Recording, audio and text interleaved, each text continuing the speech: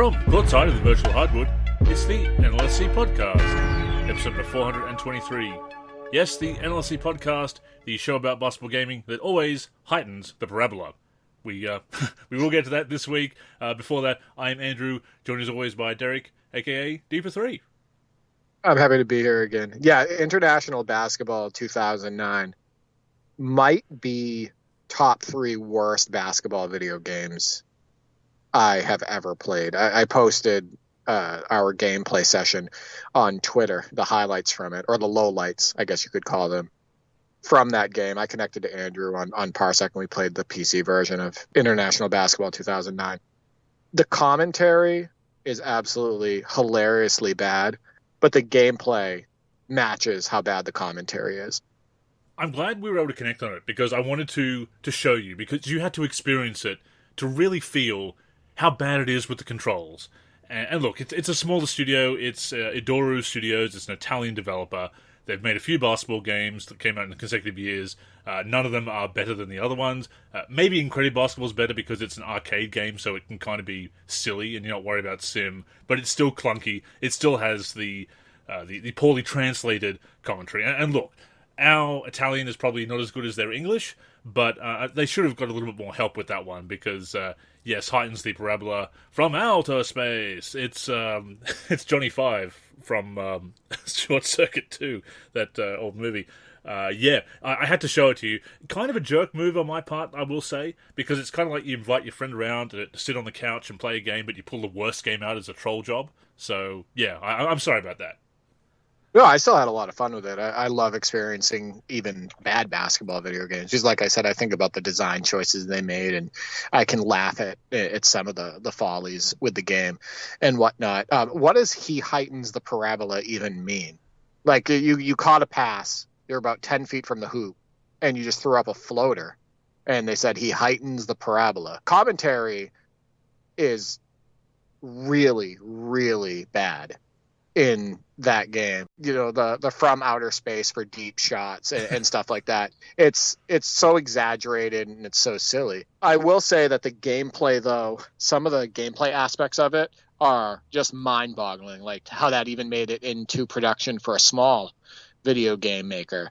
Like where I'm running forward and I'm not even using turbo, and I hit your defender's not even facing me, and I barely touch the back of your defender, and I just fall backwards onto the floor, and they call a foul on you. Oh yeah. There's just so many strange gameplay mechanics in that game, and I'm surprised that they were okay with releasing that. Well, I think if nothing else, it kind of demonstrates how hard it is to make a good basketball game. It makes me appreciate some of the rougher NBA Live games, because clearly it's not as easy as it looks. Yeah, no, 100%. I've dabbled with it in Unreal Engine and in Unity. It's tough. I've never considered doing game code easy by any stretch. But if you're going to be in the business of doing game code and creating video games, sports games or basketball video games, or whatever type of video games that you end up making, you should make sure that you're putting out quality and it goes through testing and all of that stuff before you release it, right? And it feels like that game comes up short in so many different ways. It almost feels like a rushed product gameplay wise.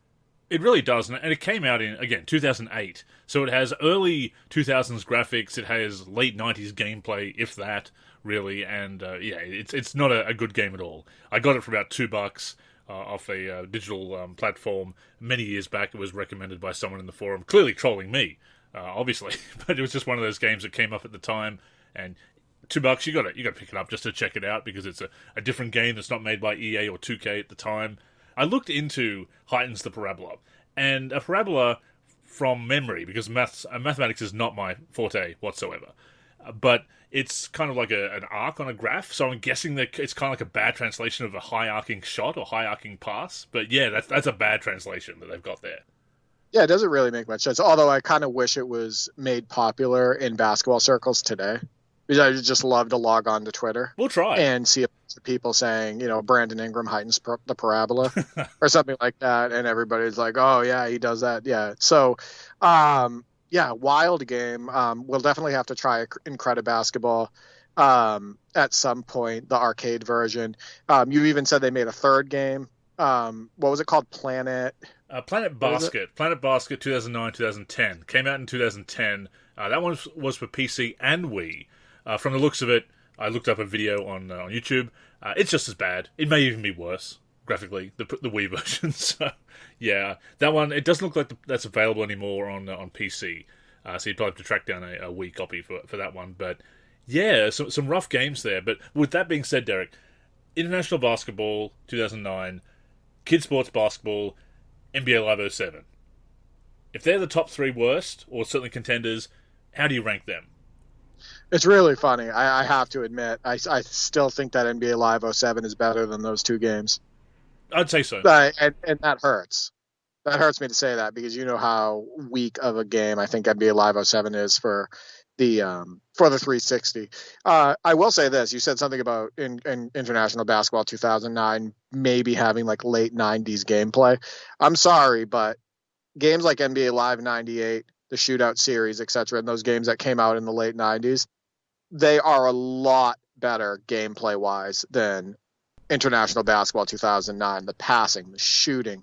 I mean, we were shooting shots on International Basketball 2009 from the bottom of the screen, and they were facing sideways, like they were shooting it into the crowd, but then the ball would go towards the hoop. Oh yeah, like it's almost an insult to games that like Lakers versus Celtics from 1989 gameplay wise, because that game still makes more sense and is more fun on the sticks. So it's just wild that game even got released. But I will say this: small developers, keep doing your thing. Keep definitely trying to make basketball video games. Indie developers, etc. We want you to be innovative and try things that maybe the AAA companies are not doing, etc. We want people in that space. So please, we talked about NBA Playgrounds, the original one, before they ended up being bought out by 2K, and then it ended up being 2K Playgrounds 2.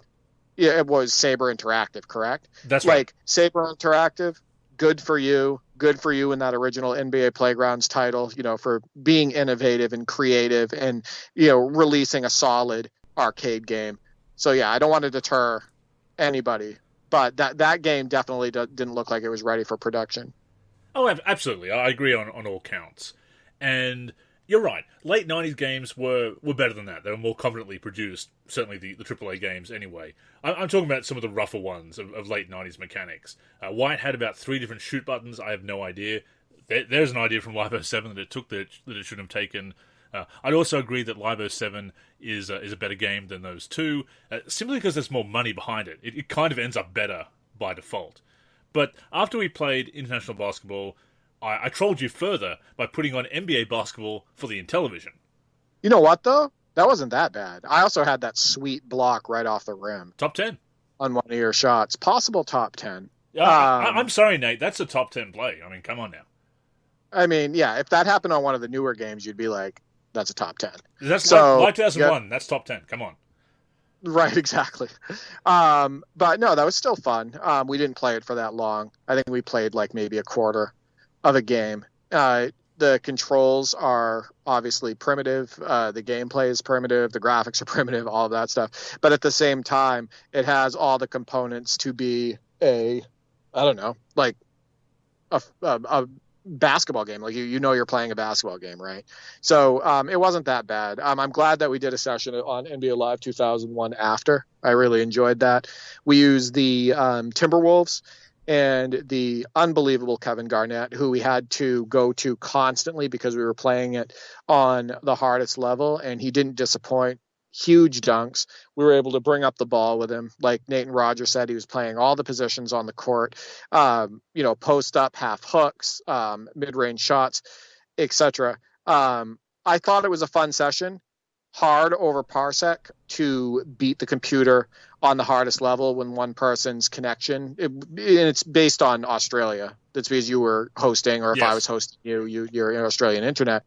When one person has some lag, we lost a couple games only by, I want to say, a couple points or a few points. We were close in the games, and we would have won if we were just making our free throws, right? Like if we had a connection good enough to make the free throws, we would have won those games. So I don't feel bad about losing them, but it was still a really good time. I mean, those dunks in Live 2001, I've raved about those before. And it's like you've said before, playing with the cover player. There's something special about that. It's more fun to play with the cover player in the game that they are on the cover on. Right, like when I did that under the leg dunk with Steve Francis on NBA Live 2002. Exactly. In Houston. It felt extra special because I did it with the cover athlete. But no, good Parsec sessions. I had another session after that on NBA Showtime, NBA on NBC with Per DXDO, and we were playing as, first we were the Toronto Raptors with Tracy McGrady and Vince Carter, and we won our first game, and it was the first time he had ever played the game, and we played really well together. So kudos to him for being good in his first game. And then we switched it up, and we were using the Cavs because he wanted to use Kemp. So in the first half, I used Wesley Person. Second half, I used Bob Sura. And we were up the majority of the game against the Vancouver Grizzlies. And I shared this highlight on Twitter, and you were blown away by it too. We lost the game. We were up by 2. And we lost the game on a partially blocked full court 3 that banked in.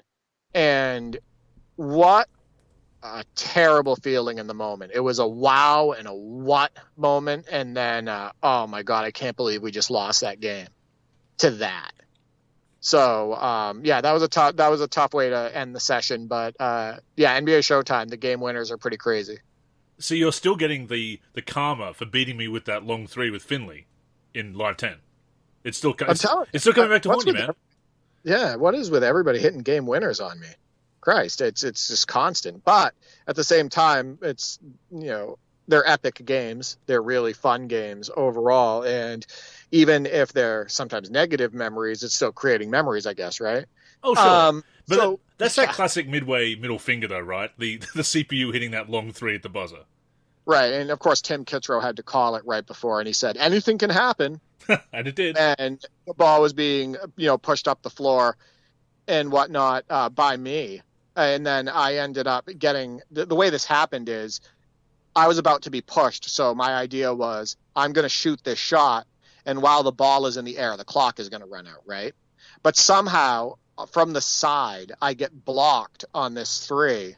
And they get the ball right after the block and fling it from full court, and it goes off the backboard and in. And it's like, come on. Anyway, so Per DXDO used Sean Kemp in that game, and Sean Kemp is excellent. He has a 20 on dunk, which I think is the highest rated you can get in that game. He's in the green on it. And he was just throwing stuff down all game. I'm hitting 3s with Wesley Person and Bob Sura. We're feeling really good about it. And then that's how we lose. That it's rough. Again, it's that classic midway middle finger that you've outplayed the CPU, co-op or otherwise, and then just at the buzzer, it flings it up to the partial block. Now that's a new wrinkle. That's what I mean. I shared it on the Discord, and a couple people were like, wow, I can't believe that. Even for an arcade game. Even if that arcade game is known for that. So that's pretty wild.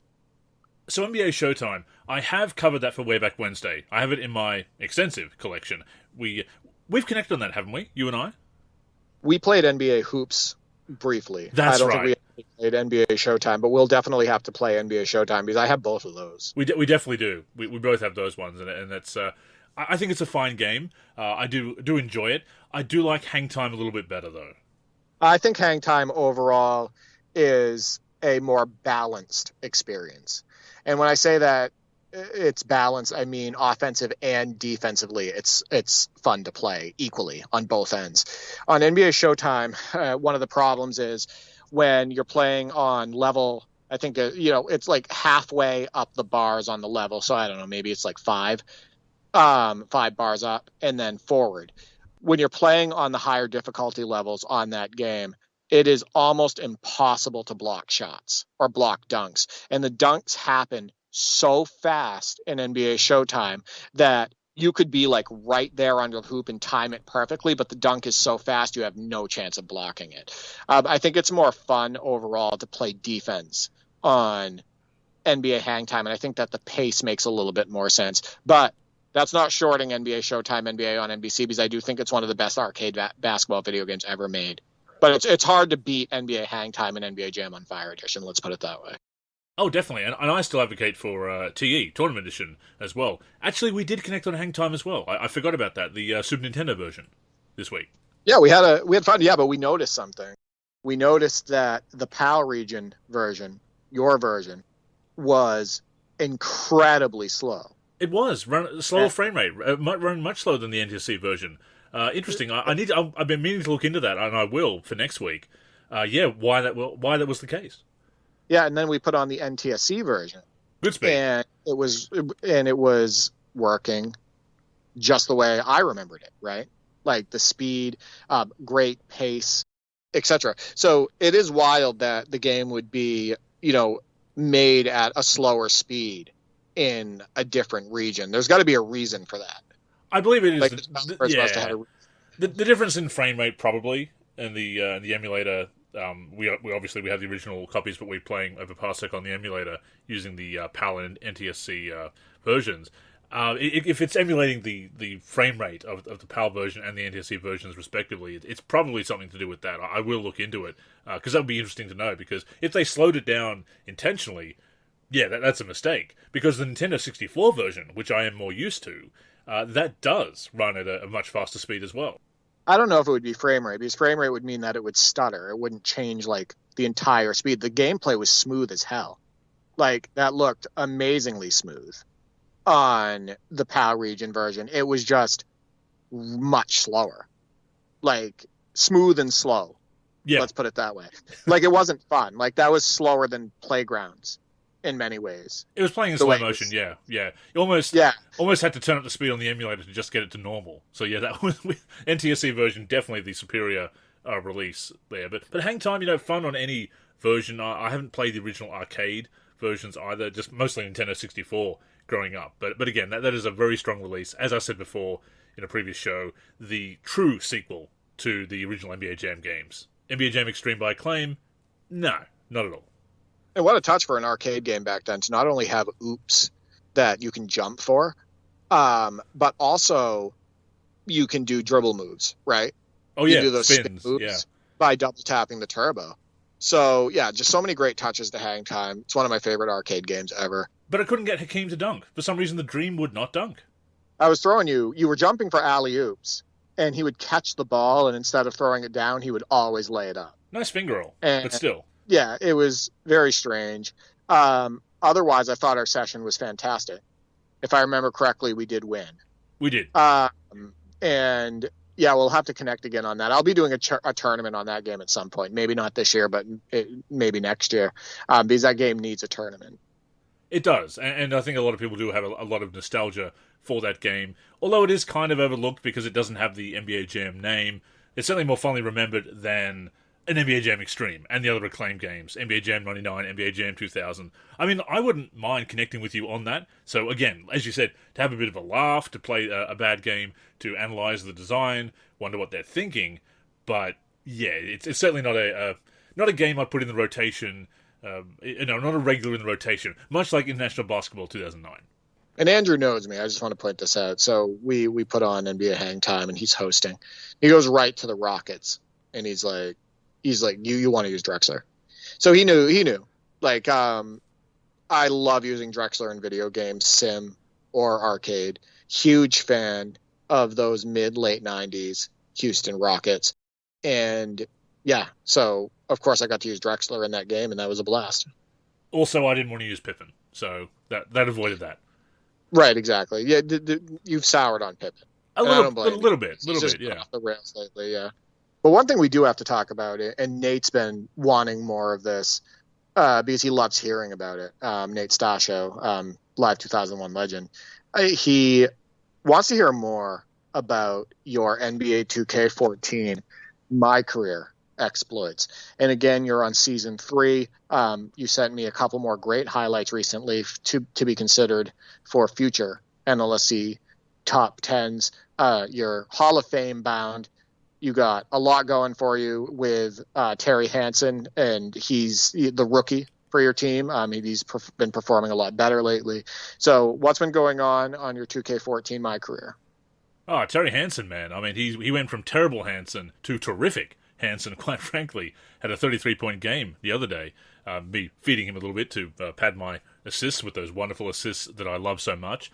I've been trying to get him to score more, been trying to get Melo to score a bit more, because it felt wrong to have Melo drop to about 15 points a game when he's still in his prime, basically, of 2016. I believe even as of the 2017 season in real life, his last year with the Knicks, he was averaging, about 25, 26 a game? I know that he was scoring well, and even in his first year with the Thunder, I know that, especially for the first part of the season, he was putting up pretty big scoring numbers until they asked him to dial it back and change his role. That's right, yeah. So I'm trying to do that and get him more involved, and so I'm not just hogging the ball all the time. So it makes it a bit more interesting to play a bit more strategically as well. I'm maxed out at 97, so getting VC is not really an issue. Getting all the signature skills upgraded. My play is powerful enough to handle the CPU at the moment, so I don't really need to worry about that. It's more about the challenge of getting these other players their numbers, getting Terry Hanson Rookie of the Year. Unfortunately, he's currently trailing to Papadopoulos, another generated rookie on the Suns, who was also 75 overall, went in the second round.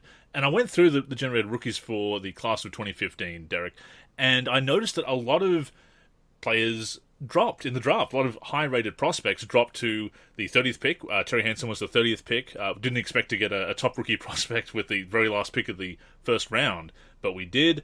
And the Papadopoulos went to the Suns, the 7th pick of the second round. So, yeah, and he's leading the Rookie of the Year race at the moment, because he's leading the rookies in rebounding and second or third in scoring behind Hanson. So a bit of competition there. Have to see what I can do to get Hanson some bigger numbers.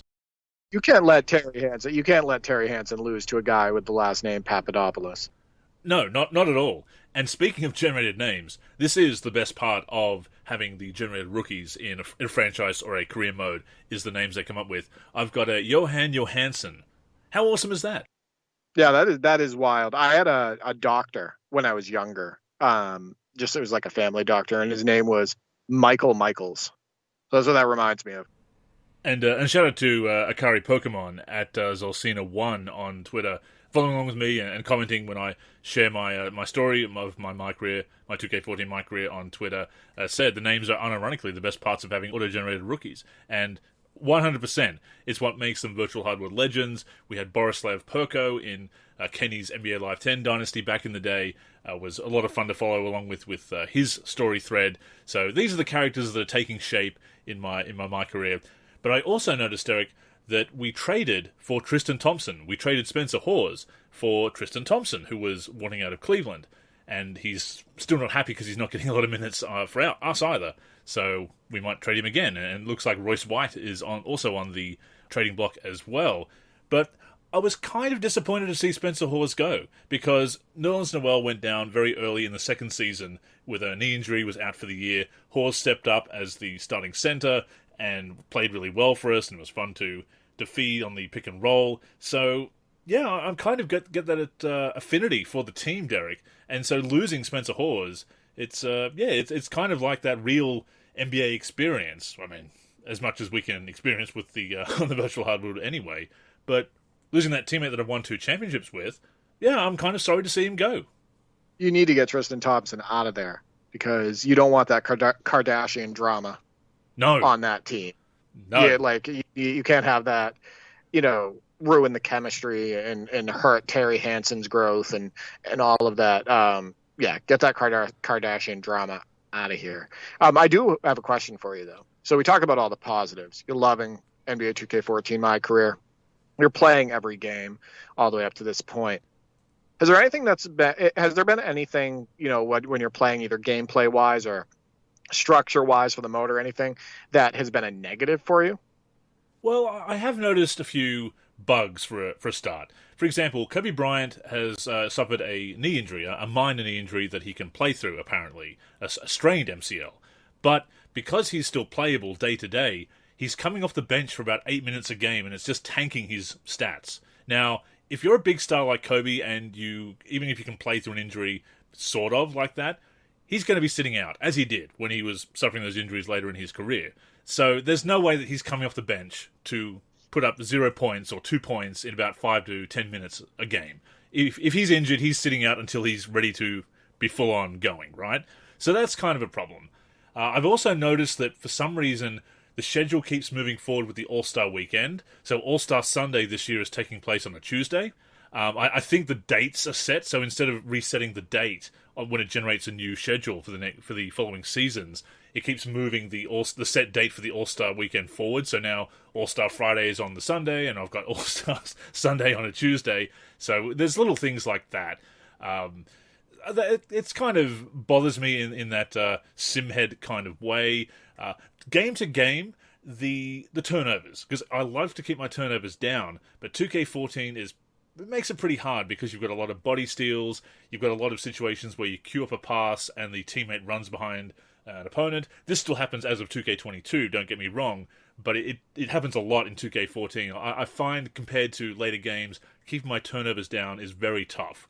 So there are some frustrating moments in that respect. But for the most part, yeah, I'm really enjoying the gameplay experience, so I can kind of overlook that. But yeah, there are some things like that bother me. One of the big things, actually, is not having a MyCourt. And it's funny, because when MyCourt was announced for 2K15, I thought, what a gimmicky presence. Your own court that you can customize and shoot around on. But I kind of miss it, not having it. That is interesting. I do have a question, though. What is your assists numbers right now? What are your assist numbers? And then what are your turnover numbers? So 15.9 assists per game and 6.3 turnovers. Right. So you're handling the ball a ton. Oh, so sure. If you were handling the ball, I don't know, like a normal player, and you were putting up maybe 10 or 11 assists a game, you'd probably be putting up like a realistic 3 or 4 turnovers, because you'd be handling the ball quite a bit less. True. And whatnot. So technically your assist to turnover ratio is pretty realistic. But I do want to make a point here. The body steal thing, you know this from seeing all my commentary on the forums, even before you and I, linked up and started doing this podcast and connecting on Parsec and all of that stuff. The body steals has always been one of my biggest complaints, where players just drop the ball with any hint of contact, or sometimes they drop the ball without even making contact with another player. They're like hitting the air, like the force field between you and the player and whatnot. And they still happen in NBA 2K22. They're not as bad as they used to be. That's just been replaced now with like picking up your dribble and being sucked into other players all over the court. But the body steals is definitely frustrating. And one of the reasons why I think it's the most frustrating is because you grew up playing basketball, like I did. And I was obsessed, playing constantly. I played in school and all of this stuff. One of the things you're taught at the youngest of ages playing basketball is to hold on to the ball tight, right? To protect the ball. Definitely. Etc. And you have NBA players in these NBA 2K games where they're just dropping the ball constantly for absolutely at any hint of contact, which goes against any logic when it comes to like actual professional basketball players. So those are definitely the most frustrating turnovers. I think the second most frustrating outside of body steals is the passes where you'll do a post entry pass and the ball goes straight to the computer. It's a canned steal. It's like you made the right pass and the game just decided to give you a turnover at that point, and it just transfers right to the hand of the guy, guarding the offensive player. So those are the two most frustrating turnovers for me. I guess the third one would be getting a rebound and you throw an outlet, and it's a pass that you would be able to make in men's league. I think Nate plays men's league. It's a pass that Nate would be able to make in men's league easily.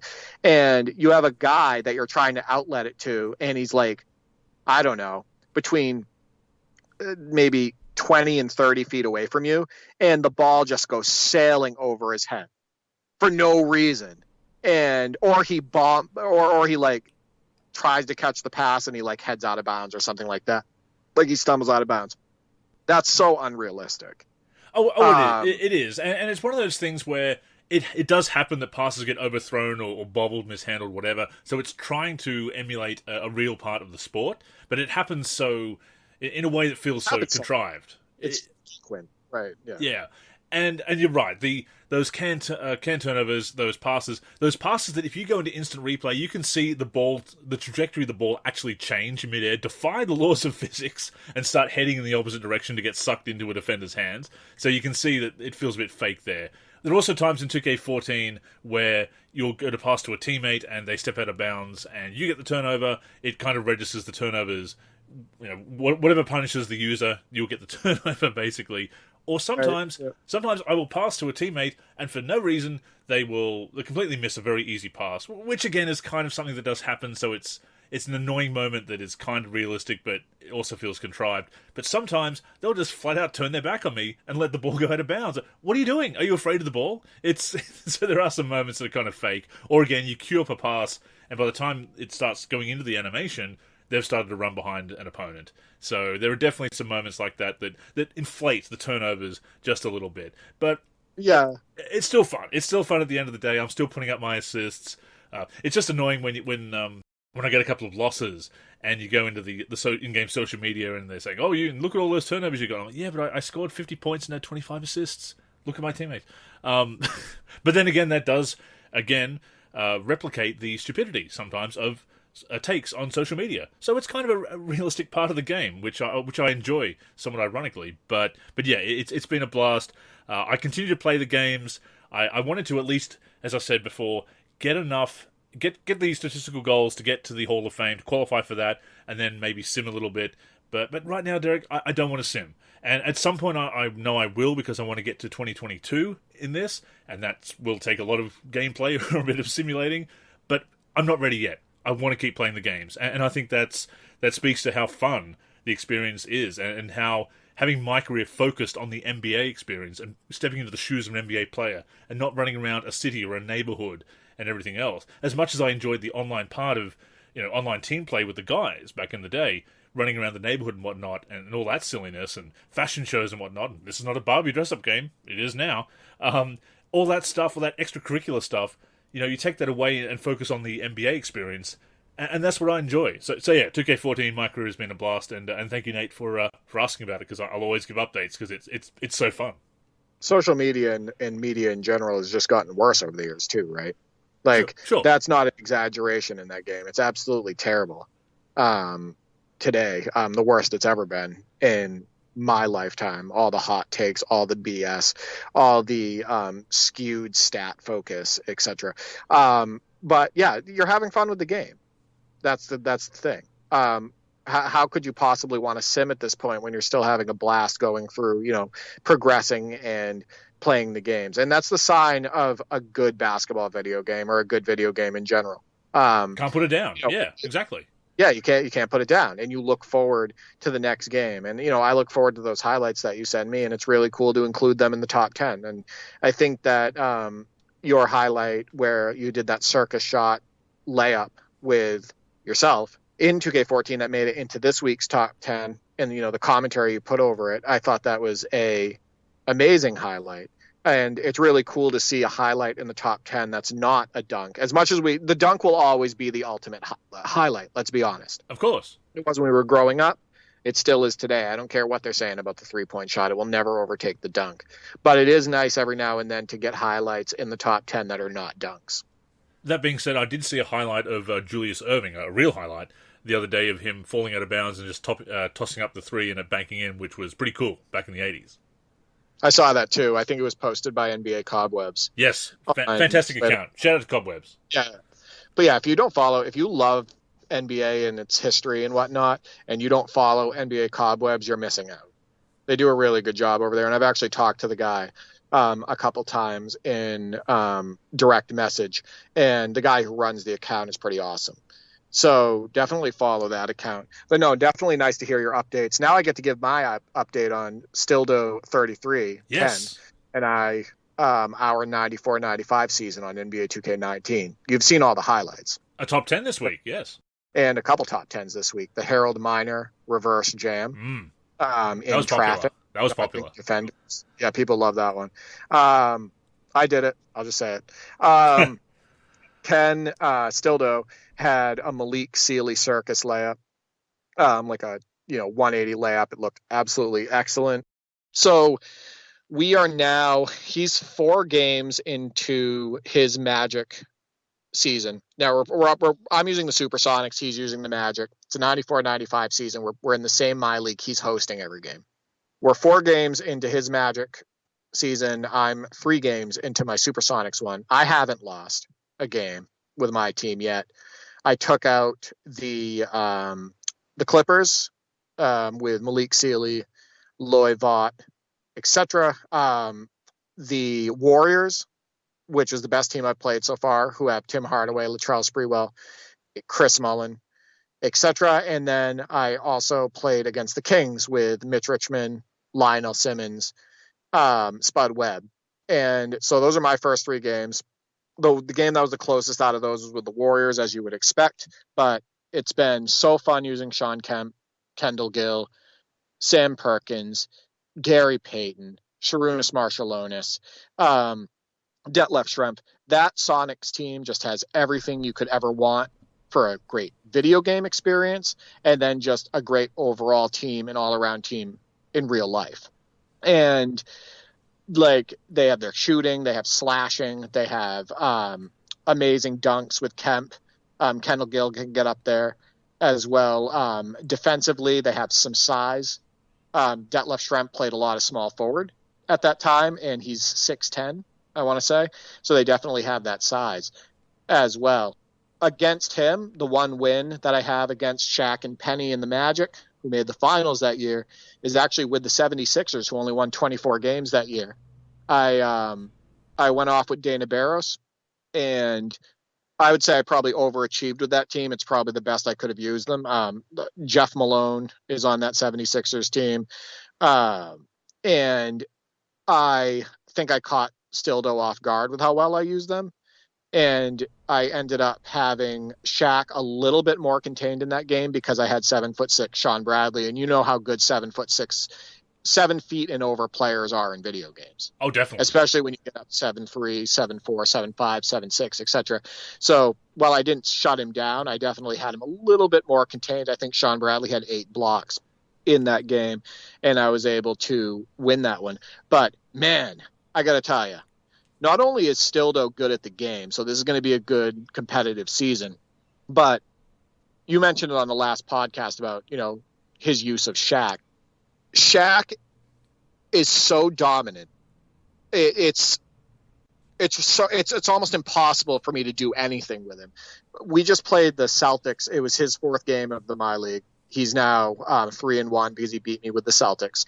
And I think Shaq went 23 for 26 from the floor and had 48 points and 15 rebounds on Eric Montross and Purvis Ellison. Ouch. Now, yeah, I know. I didn't want to lose that game, of course. And I love that Celtics team. I had Dominique Wilkins, Dino Raja, Sherman Douglas, D. Brown, David Wesley, Xavier McDaniel. I just absolutely, Rick Fox. I love those Celtics.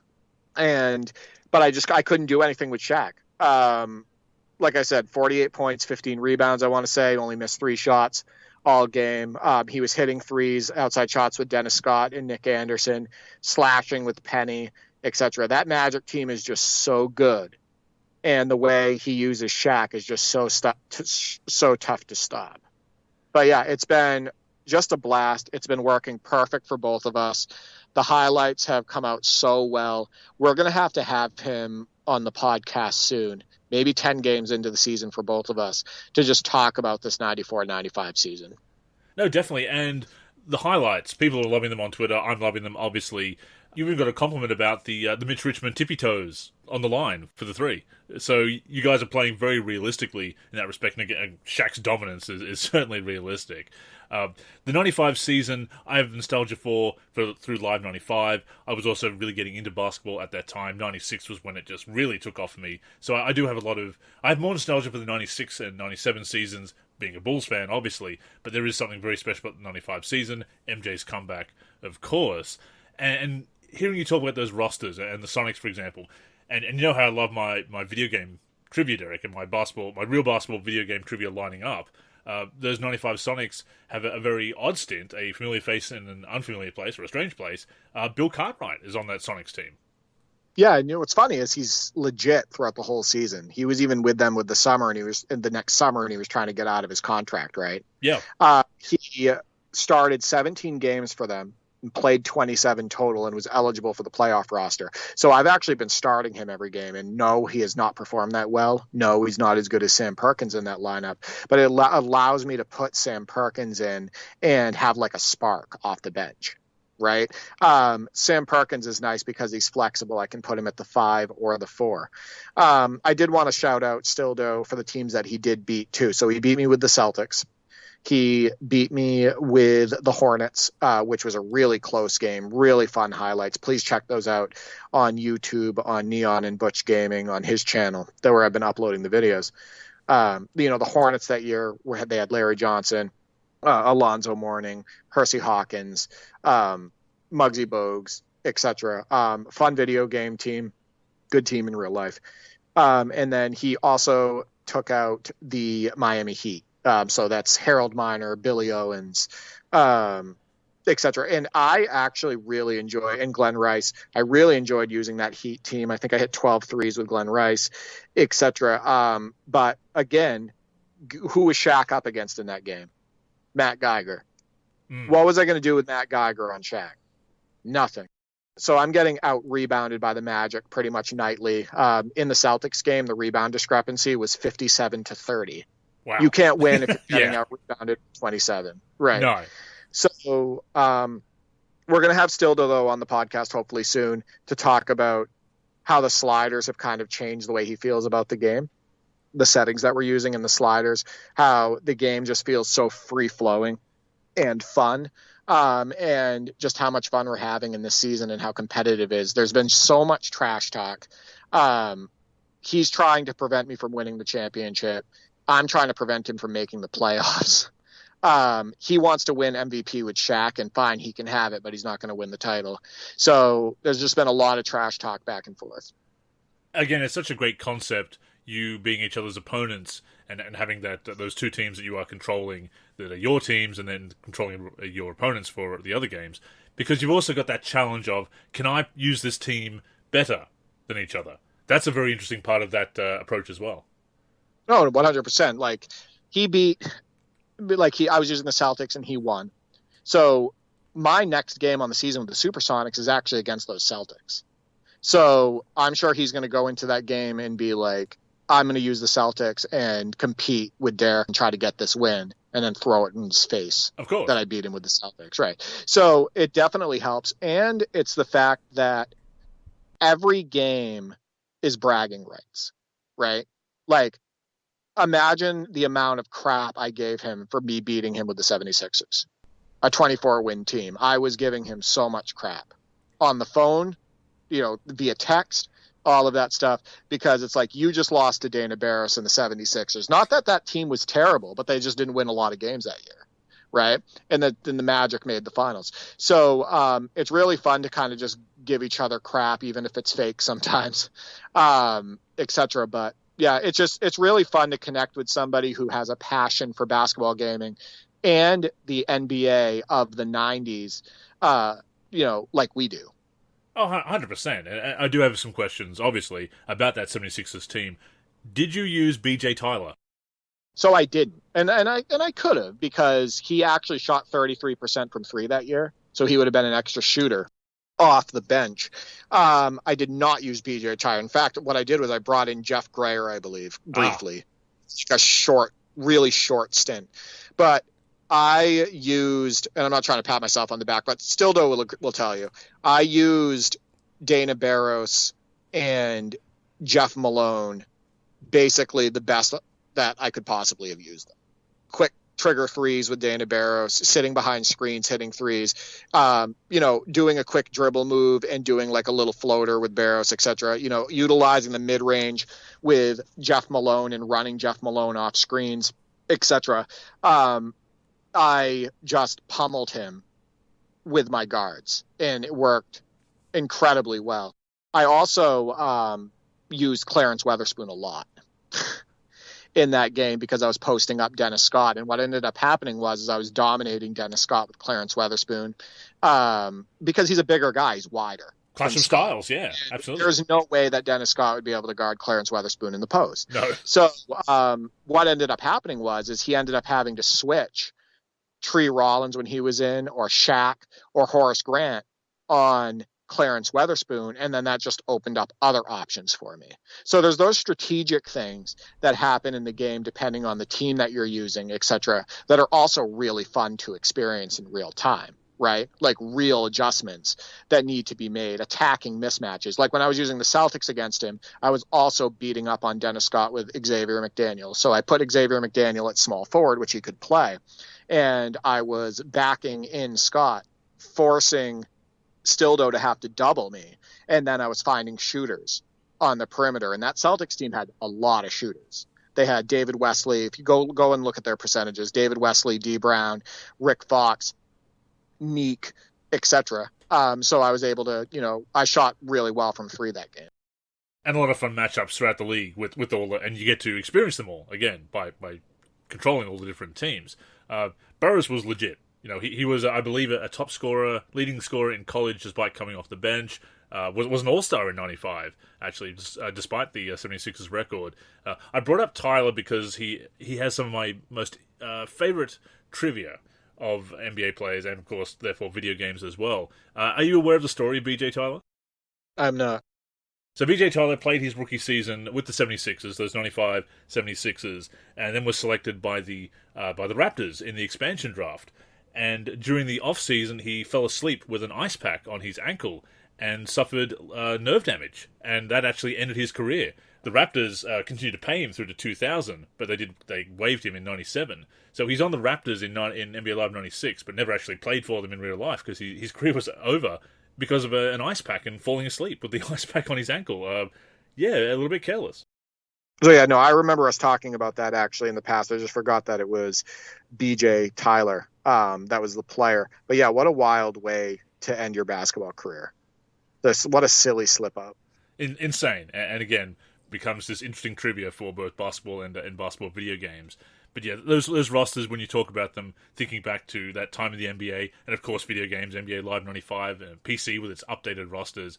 No, I love the highlights. I will ask one more question, though, before we move on to the mailbag. I know a magician is not supposed to reveal their secrets, but do you play with any of the other teams in between your matchups to get a feel for them, or this is just the familiarity with the players from that era that you can just step onto the virtual hardwood and dominate with them? I do not play with them. I know you and I have talked about this before. You used to sit in on my Holding Court podcast when we were talking about the real NBA in the past, right? I feel very confident with knowing the players and teams and their strengths and knowing the 94-95 season. Now, does that mean that the ratings and tendencies and signatures are right throughout the roster? No, they're not always going to be right. Right. So every now and then we do have to go in and tweak things and whatnot. If we see somebody's speed too low, or we see somebody that has like a D- on three that should be a B or something like that, we'll go in and make that adjustment. So we look at the teams before every game and make sure that they're as accurate as they possibly can be for that game we're about to play. However, I do know that Ken does that. He Stildo was actually telling me that before we played the Supersonics versus Kings game, that he went into practice with Mitch Richmond in the Kings and was shooting with them to get, used to their shots and, get used to the players and all of that stuff. So I think he does it more than I do. But yeah, I think that we both know the era well enough where we can jump into a game and still use players to their strengths.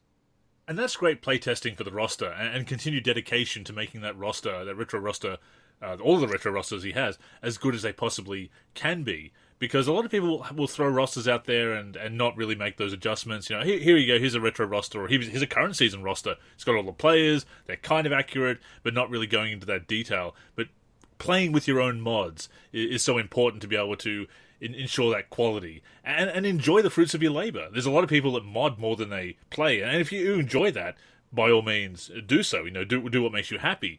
But I think when you enjoy what you've created, whether it's a minimalist mod or a big roster mod, I mean, look at the fun we've been having with the Live 96 all-time teams, which we need to get back into.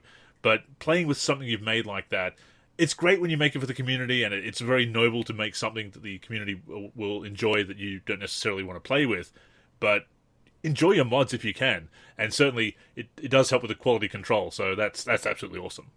Well, it's a combination of many things. It's not just the rating, signatures, tendencies, etc. The sliders matter a lot, especially in the new 2Ks, right? Like, it's not like NBA 2K17, 2K15, etc., where you can literally, or even 2K14, like what you're playing in MyCAREER, where you can pick up and play, and the game feels really good on the first impression, right? That's not the way it is with NBA 2K19. And Stildo and I have had so many conversations about this, and he agrees 100%. NBA 2K19 out of the box default is not very fun. So many gameplay issues. The gameplay is so sluggish. The players feel like they're running in mud. You can't get by anybody on the perimeter because your players' ball handling and movement is just so slow, but the defense is so fast, so you're just getting brick-walled wherever you go, etc. So by default, 2K19, this wouldn't be a fun season for us, even with the modded teams, right? But when you make those slider adjustments and you loosen up the movement and you pick up the pace, and you make the guards play like guards, you make the centers be able to play like big men, you make the stretch forwards be able to play like stretch forwards. Like, when you make the appropriate slider adjustments to body up sensitivity, to the movement sliders, to acceleration, to ball handling, to like doing those tweaks, you turn 2K19 from a frustrating blah experience to a fun, loose, exciting basketball experience. And I think that that's what, is making this season so fun, is that the between the lines action and the pace and everything, and you can see that from the highlights, is just so much fun. Oh, definitely, and you're right. Getting those right settings, mods help, obviously, but getting those right gameplay settings and sliders and whatnot really can enhance the experience. We've talked about the importance of sliders before, how they're so crucial, how not being able to adjust them even in the NBA side of MyCAREER or my team can really force you into this default gameplay that's not tuned the way, that's not tuned for fun or realism or whatever you want out of a basketball video game. So it's vital that you've made those adjustments. I'm glad you've arrived on a set of sliders that works and continue to tweak them as need be. Because again, you just have to sometimes. Because as much effort as the developers put into a game, if nothing else, it's hard to please everybody with the default sliders. Yeah, well, the thing is, though, is that they're not making the games as fun or as strong by default. True. That's the biggest problem. So, like I said, you can jump into 2K14, we can jump into 2K13, 2K12, 2K11, 2K17, etc. We can jump into those games and not mess with any sliders, throw it on a base difficulty, and just have a lot of fun. Right? We're like, this game is just very well made by default. The pace makes sense. This feels like basketball with minimal frustration. That's not the way it is since 2K18 and up. So 2K18, 19, 20, 21, 22, all of them just do not feel good overall on first impression by default. And that's the way myself feels, Stildo feels, my two brothers, etc. But yeah, the season has been a blast. Stildo said he feels like a kid again. A lot of the games that we've been having were actually on the phone. So we put each other on speakerphone throughout the game, and we're like talking like we're in the room together. And it's been, let's put it this way, this is the fun shared experience. And this is why I want an example of it. This is why I want so many people on Parsec. I did a move with Dominique Wilkins in the Celtics versus Magic game where I did a spin on the perimeter to the hoop, and I threw it down off of the spin right on, I want to say Shaq. It was right on Shaq and Horace Grant. And he was like, oh my God, on the phone. And we both went into the replay and replayed it several times. And we're like, that was unbelievable. Right? If I was doing that against the computer, that's not a shared experience. Right? I wouldn't be able to share that moment with everybody, but now we're always going to have that moment. Absolutely. That we remember. Yeah. So which is like how you grew up. Yeah. It's like how you grew up playing. Right, exactly. So this has been great. And, you'll be hearing, to our listeners, you'll be hearing a lot about this 94-95 season on the podcasts. No, we'll definitely be keeping you up to date with what we're doing in our respective seasons, MyCAREER and MyLEAGUE. I do want to ask, some of my favorite matchups for my 2K14 MyCAREER. I love going against the Bobcats because I swept them in the previous year's season, so it mentions that in the commentary that I swept them, so it's kind of cool that they bring that up. Again, a great presentation detail. They went out and got Rondo in the off-season, I guess, to counteract me at point guard, so that's been fun to play that. But the most interesting matchup, because of its absurdity, is been against the Brooklyn Nets this year because they got Dirk Nowitzki. So I wanted to ask, what is the matchup that you're looking forward to the most playing in the 95 season, if it hasn't already happened yet? Our teams against each other. Oh, of course. That is going to be the ultimate. So outside of that, and that's coming up soon, by the way, our first game against each other. Right now, I'm 3-0 and he's 3-1. I want to give him a couple more losses before that game to make him sweat a little bit. So to add some extra drama to the fact that he really wants to get a win there. Wow. I can't wait to use the Rockets against him. There's actually two teams, the Rockets and the Knicks. And the reason is because he depends so heavily on Shaq and that Shaq dominance on the boards, drop stepping, dunking and stuff. He's not going to be able to do that as well against Patrick Ewing or against Akeem Olajuwon or against the Spurs, actually, with David Robinson. So I would say that the teams that I'm looking forward to use the most against him are teams with big guys that are going to be that are going to be able to give Shaq absolute fits. So that's going to be a lot of fun. And the added portion of using the Spurs that's going to be a blast is that they have Dennis Rodman that year. Of course, yeah. So that also counteracts Horace Grant and is going to give Horace Grant fits and helps me on the boards even more. So those probably are the three teams that I look forward to using against him the most. If I think about Jordan, we're only bringing back for the last 17 games of the season. So unfortunately, when I play him for the first few times during the season, I'm only going to have Pippen as my best player for the Bulls. So that's going to be a team that I don't look forward to as much. With the Rockets today, Drexler, is that already accounted for, or are you making that trade mid-season? No, we actually so basically it's an end of the season roster is what we did, with the exception of Jordan coming back later. Ah, right. That's basically that's what a good it is. idea, yeah. So Houston's going to have Olajuwon and Drexler. Portland's going to have Otis Thorpe, who was part of the Drexler trade. And that's actually the next team I use against him on the season. It's going to be Portland. So that's going to be interesting. But, yeah, I don't know who he's looking forward to playing against me with the most, but I'll definitely ask him that, and we'll have an answer on the next podcast. Good stuff. And again, we need to get Kenny back on the show to talk about the mods and to talk about this season and get that trash talk right here in the podcast. No, he's itching to get back on podcast and actually talk about this season and the sliders and how he's feeling about Parsec and the connections and all of that stuff. Like I said, he's feeling like a kid again, and it's pretty awesome. No, I think we're both feeling that, and we've really enjoyed our basketball gaming over the past 12 months, and really ramping up this year and playing some more Parsec. Again, even if it's connecting on some lousy games like National Basketball 2009, some primitive ones like NBA Basketball, but some better ones too, like your Live 2001s, your 2K 17s, 2K19s, etc. that we've also tried out before. It's just so much fun. We're looking forward to doing that, creating that content for you based on that.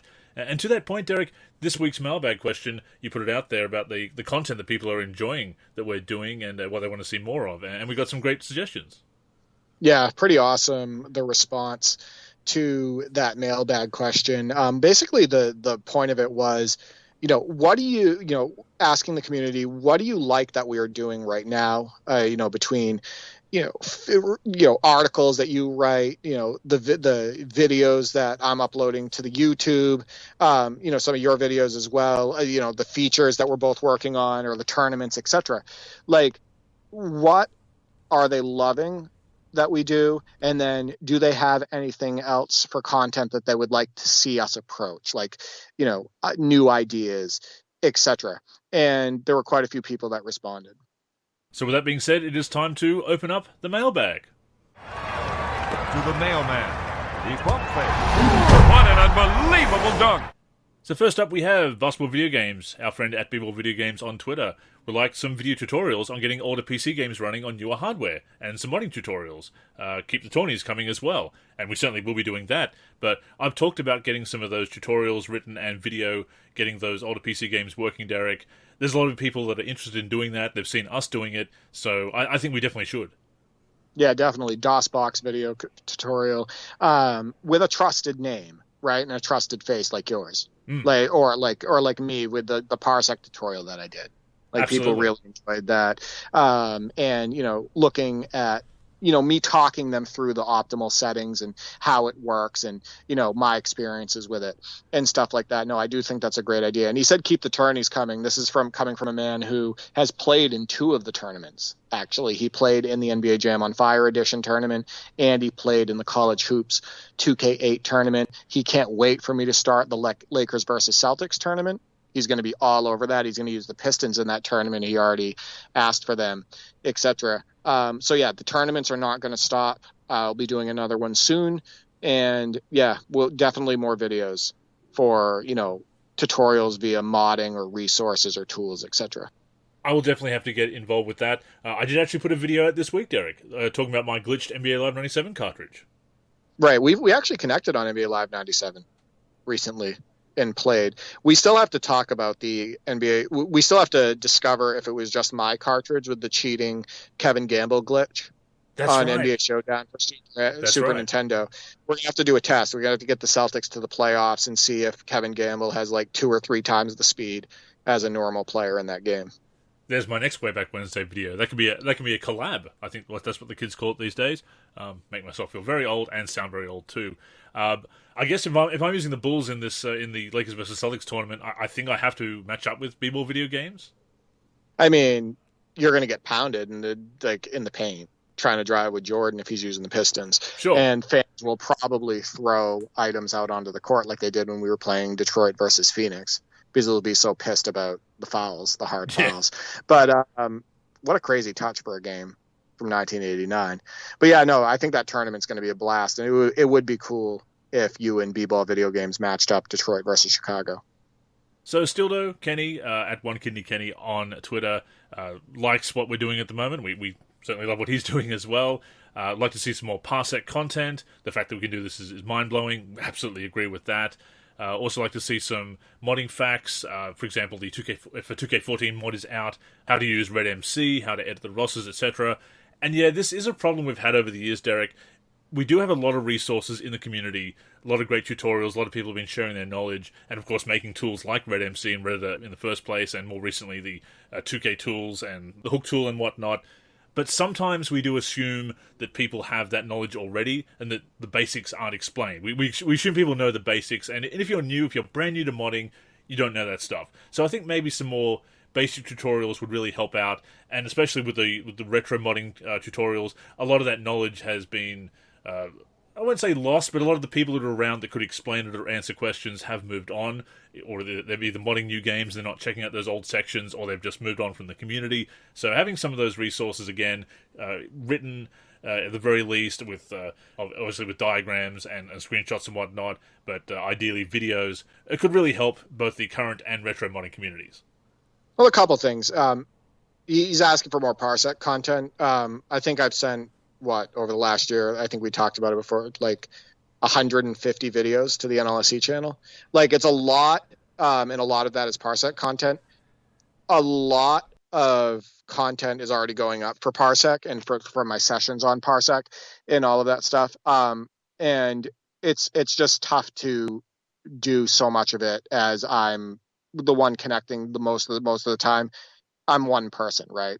So I'll do my best to, when I ran the tournaments through Parsec, I've actually run 3 tournaments that went incredibly well and uploaded all of the games from the tournaments to the NLSC YouTube, etc.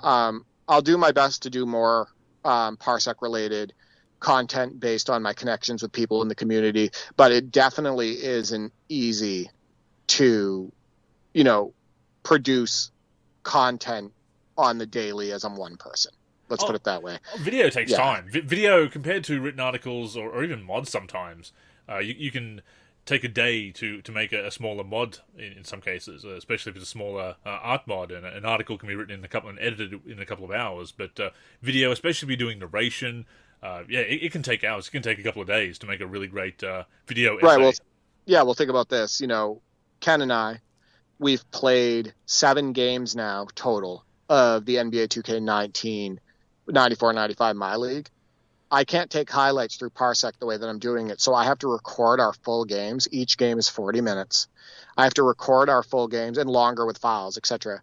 Go into an editor and cut out the highlights one by one. So I have to rewatch all of those games and make the highlight reels, export them, do a Twitter version, post it everywhere on social media, make the thumbnail, all of that stuff.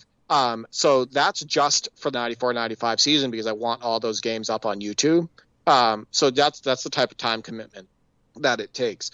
As far as Red MC, so 2K14 mod installation tutorials, Red MC tutorials, I feel very versed in Red MC. I spent countless hours on Red MC. As you know, I made my own version of like the ultimate base roster based on Hawk's great work and all the contributors to that mod there. And I learned how to swap teams in and out of rosters, change body types, change, import, export jerseys, all of that stuff, do, goes to 3-point, all of that stuff. Like, I feel very versed in Red MC, and I could definitely do tutorials on that. But it's just time for me. It's something that I can look at trying to do in the future and in the near future. But I can't promise anything, within like the next week or so. Absolutely. Always comes down to time, especially with videos being so time consuming. We might try some more streams at some point as well. Yeah, I think it would be fun to do some streams, maybe even some modding streams or something like that. The possibilities really are endless with Parsec. And speaking of which, King J Mace, shout out to you at King J Mace on Twitter, wants more tournaments. No surprise there. Showing up new additions to retro games, and the top 10 is always fire. I agree, you always do a fantastic job with the top 10, and the community sending in some great highlights as always, obviously. But yeah, Mace is keen for the tournaments, and I know that he's going to enter them with gusto. Yeah, he entered the College Hoops 2K8 tournament and streamed all the games on his channel, absolutely had a blast, ended up losing in the Final Four. But yeah, he had such a good time, and I think he's going to want to be a participant in basically any tournament that we run. So thank you for the support as always. As far as the top 10, week 48 was just released. It doesn't get old. People seem to be having a blast with it. Knowledge Bone, actually, I believe it was him, he commented on the top 10 and said it's one of his favorite things, if not his favorite thing on the internet. Like, he looks forward to it every week. And that's why I do it. That's why it's so fun for me to put that out there, because, again, it's that shared experience, right? The feeling that I get when I receive these highlight submissions, or when something happens when I'm connected with somebody, like a great highlight, I want to share that with the basketball gaming community so they can get that feeling that I had, right? So that is awesome to hear him say that. I love the comments we've been getting on it. So yeah, thank you for the support, Knowledge Bone, and then thanks for the support on the top 10, King J Mace. And once again, the continued goodwill, nobody complaining about about their placement or anything. Sometimes someone will say, "Oh, I thought that should have been top. That should be number one, or that could have been higher." But it's never with malice. It's always a, "Wow, I really love that highlight." So it's always with goodwill, and it's usually somebody supporting somebody else's highlight. So again, I love that goodwill in the community, and this is what these features do. It's not about, I don't want to dump on other people's content, because there's importance in having build videos and my team videos and etc. But sometimes they don't promote that goodwill, that enjoyment of gaming. It's all about that metagame or whatever. Our top 10, we want to celebrate basketball gaming and celebrate these great moments, these fun moments that we know we have with basketball games. What basketball games are supposed to be all about. Winning, of course. We want to win the games, but those fantastic moments along the way, just as in real life. And when something is spectacular on the virtual hardwood, yeah, it's just so cool. And I always get a kick out of sending a highlight to you, and when you come back and say, "Yeah, send that," I know I've got a good one when you say that. Yeah, Andrew will send me a bunch of highlights every now and then on Twitter, just to show me what's going on in my career, to see, kind of gauge how I feel about a highlight too. I feel like you do that. Oh yeah. Be like, was he going to think this is going to be a top 10? And then when I see a good one, I'll be like, send that. And he sends it right away. And those are the highlights that you usually see in the top 10, like his from this week. But the Live King said that too.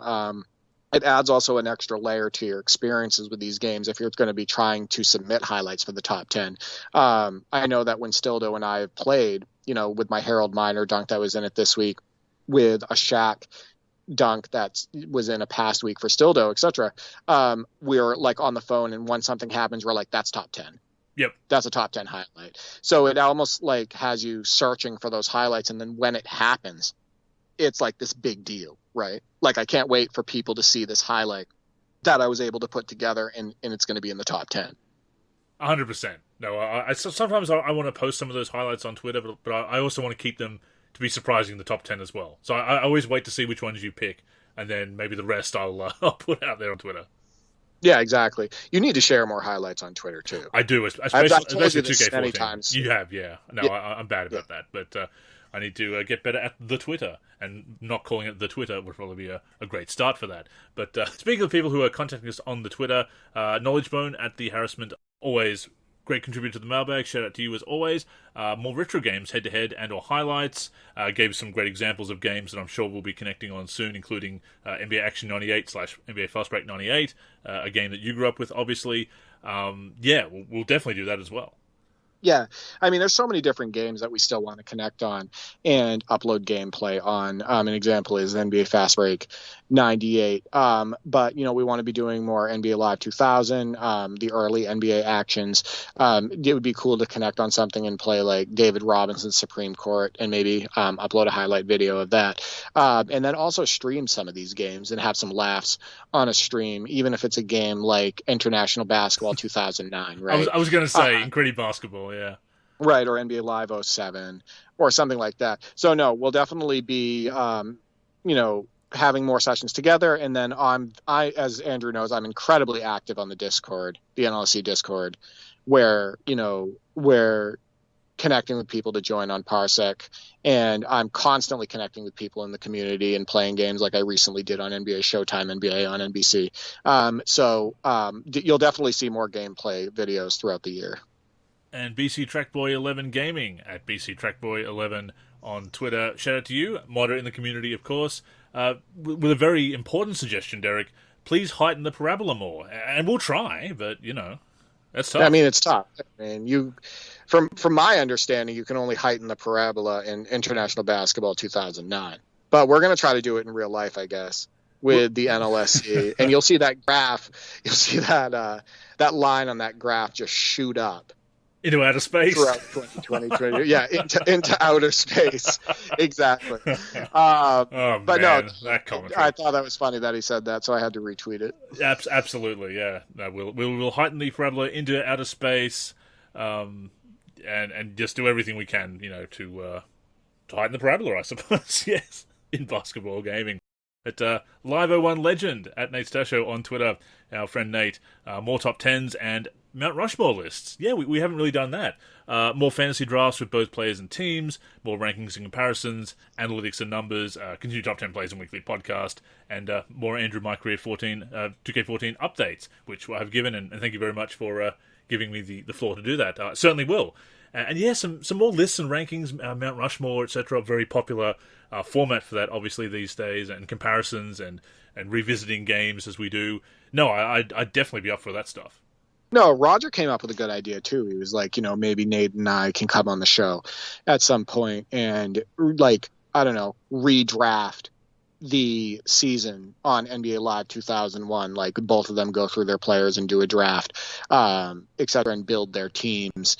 And I think, like, that's a great idea. I think that would be fun, and people would love to, would get a kick out of that and love to listen in on it. Thank you, as always, for the support on the top 10. You and Roger are regular contributors to that, whether you're playing Live 2001, Live 2002, or NBA 2K14 here and there, etc. And you said more top 10s.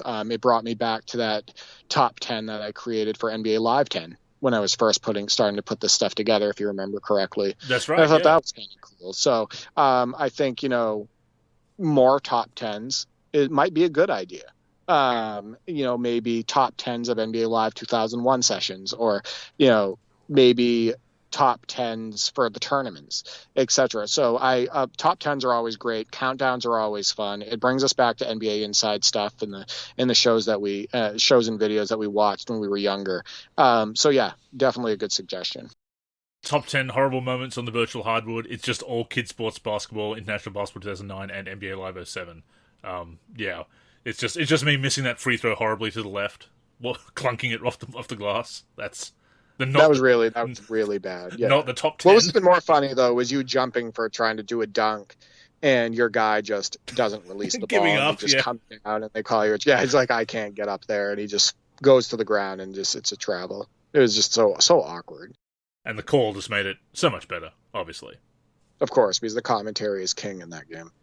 So we also got a response from Stephen, the Live King, at Steve from the Dot on Twitter, complimenting the top 10. Once again, fantastic work with that. And also the Friday 5, which I really appreciate, because that's been going since 2013, Derek. So, yeah, I've covered a lot of topics, and there's been a lot of articles. So the people are still enjoying that is very flattering. He came up with a comment to me, and I agree with him, and I've said this to you on prior shows. It's really cool and impressive that you're able to come up with new ideas for your articles he said specifically the Friday 5, but in general, come up with material for your articles every single week, and you do it year after year. And I think it's incredibly underrated. I've said this before. I wish there were more eyes on your articles. I wish there were more eyes on the NLSC in general, like the YouTube content and whatnot, and your articles and the top 10 and the tournaments and all of that stuff. But just incredibly impressive that you're able to stay so consistent with the content week in and week out. Well, it comes down to planning, because in the early days, I kind of wrote on a whim, sometimes on the Friday evening, and some of those articles, I look back and I think, man, this turned out pretty well for an article that I wrote, almost to the deadline, or went live at 5 to midnight, basically. But since then, I've planned out articles beforehand. Whenever I do the 5, I always plan out the 5 that it's going to be. Because sometimes back again in the early days, I would come up with a topic and then think, okay, now I've got to think of the 5. No. If I'm going to have a topic, I need to have the 5 worked out and have it all planned, and get those screenshots in advance and whatnot is what I've been trying to do, and be more organized about it in recent years, and be ahead of it with as far as having articles drafted and edited and scheduled and ready to go. So yeah, I like being consistent with it. I think that's incredibly important when it comes to content. No matter what your medium, whatever content you're creating online, is to have that consistency and people know that it's coming out every week around about the same time. If not the same time every week, certainly the same day, and also having the consistency, the quality, which I certainly strive for, and try and edit it and make sure that it's as professional sounding as possible. Acting as my own editor, which is obviously not the way it would normally work with sites and publications and whatnot. But no, I really do appreciate your kind words and the kind words of everybody who checks out the articles and enjoys them, because I do take pride in them. I do want to do some more video content, and I've got some ideas for that. But you've seen my ideas list. It's pretty extensive. It is basically incredibly reliable. Let's put it that way. Like it's a reliable list. It's a long list. It's something that is going to give you content for a long time. But basically what I'm getting out of this is Andrew's the type of guy he'll have a project due, like a paper due on on a certain day, and it comes to that day and he hasn't worked on it at all. He's working on it on the bus, and he will produce just immaculate work and get an A on that paper that he's turning in last minute. That's the way that I look at it. Worked on last minute, turned it in last minute, and got an A. That's how good you are at writing.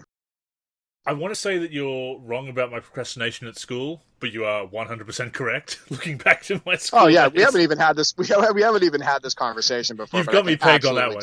That's you. Yeah, that's you. I mean, I don't know about the A on the reports and whatnot, and on the assignment, but I got it done last minute. It was done, and decently received more often than not, I suppose. But no, thank you very much for the compliments on those articles.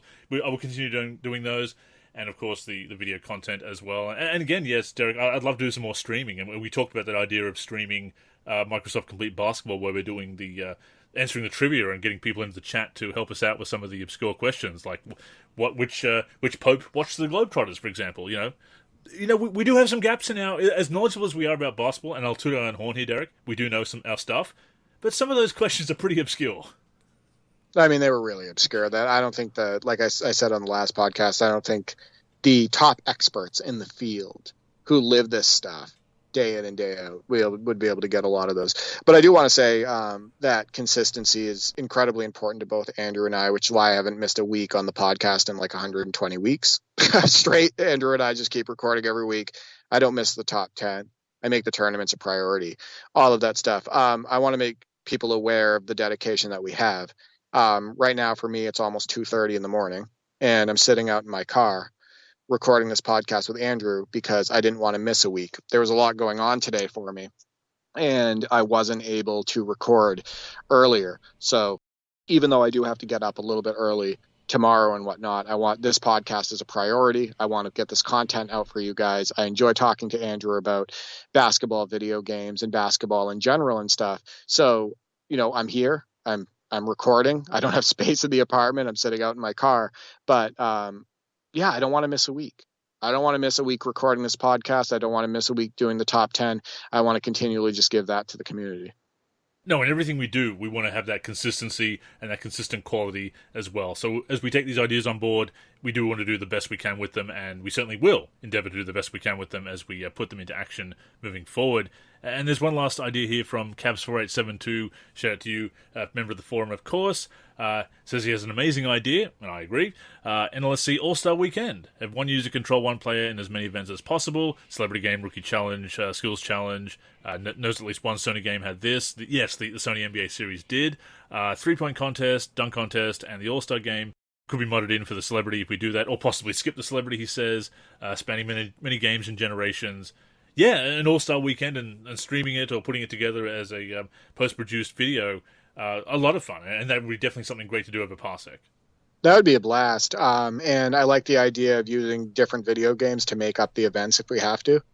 Exactly. You know what I mean? Like, do a 3-point contest for one video game, a dunk contest for another game, etc. I think that would be a lot of fun. We could have an all-star game. We could choose a game to have a rookie game on, etc. And like he said, using a specific player, we could probably, make that work as well and have them player lock for whether it be the all-star game or rookie game, etc. So, I think it's a really good idea. I like tying in the NLSC to it, get members of the community into it, etc. So, I think that's a good idea. Oh, fantastic ideas all around that we will be putting into action and finding a way to do and exploring those ideas. We love basketball games. We love creating content based on them. We love sharing that experience with our fellow gamers, as you said, Derek. So we will be exploring those ideas. Thank you so much for all of those responses to the mailbag question. Before we wrap up here, Derek, one quick second mailbag question this week. Nada, on our previous episode, posted in the comments asking about Holy Grails for collections. We've talked about our collections a lot in recent weeks. You got Lakers versus Celtics, of course, just to make me jealous. Of course, I have the great NBA basketball for Intellivision, so that I've got that going for me. But asked if we have any Holy Grails for collecting. Mine would be Lakers versus Celtics, obviously, maybe Jordan versus Bird as well. There are some copies out there on eBay They're all in the States, though, so shipping is a bit expensive for me. Of course, NBA Elite 11 is perhaps the holiest of Holy Grails, I suppose. But the prices are not exactly don't exactly make that feasible. But probably something like that would be for me. NBA Elite 11 and Lakers versus Celtics, Jordan versus Bird. If I can find an affordable copy with decent shipping. Or win the lottery, I suppose. NBA Elite 11 as well, if I win the lottery.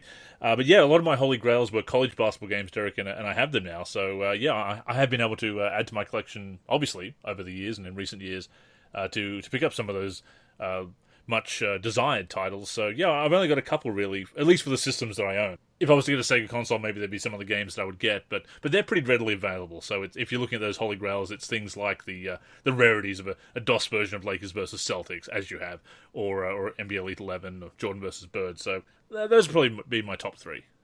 For me, it's the three Holy Grails for video games that I own physical copies for are, and you might think it would be College Hoops 2K8 because it's a rare game. That's not one of them for me.